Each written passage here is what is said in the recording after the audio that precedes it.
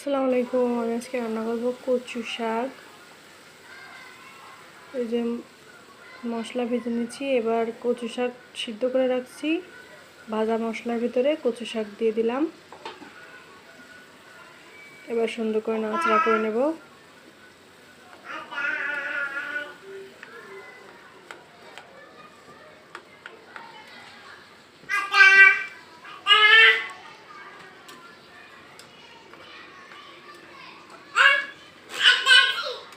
কচু শাক অনেক সময় মুখ ধরে কিংবা গাল চুলকায়, মুখ চুলকায়।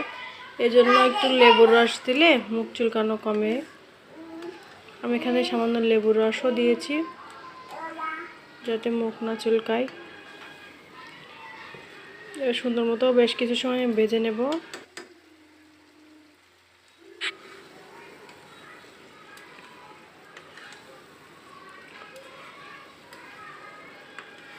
এই তো আমার কচু শাক রান্না শেষ।